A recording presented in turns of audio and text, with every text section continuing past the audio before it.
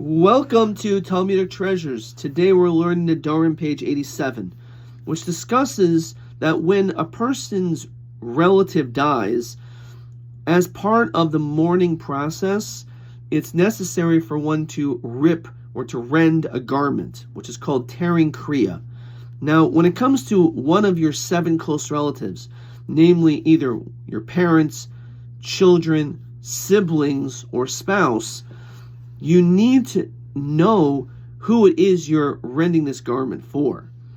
However, let's say for whatever reason you had a very sick relative and you thought for sure when you were told that that person died, that someone died, that it was them, and then you end up ripping and you find out it was someone else.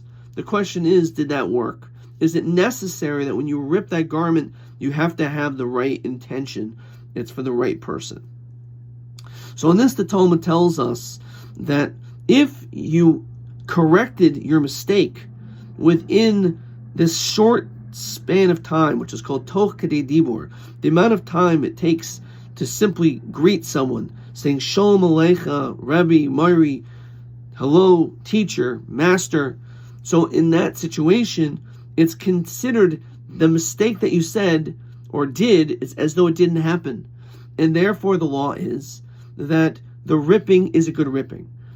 Furthermore, as we saw also, we know that when it comes to the moment of hearing a vow, you as a husband or a father can have it annulled, at least on that particular day.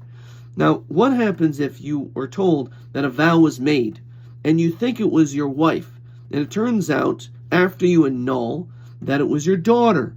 So the question is, does that work, or do you have to redo it? So again, we find this concept that within toch kadei dibur, we allow you to change your mind.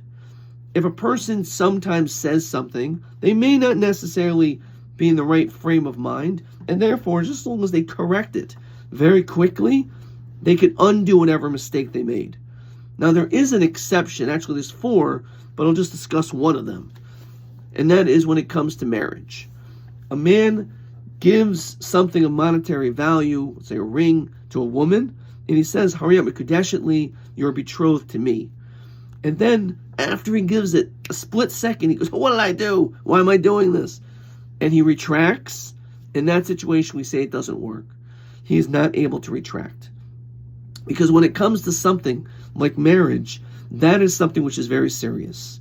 So serious that we do not want a person to just be able to, on a whim, change their mind. We want them to think about what they're doing, to recognize the seriousness of what they're about to say and what they're about to do.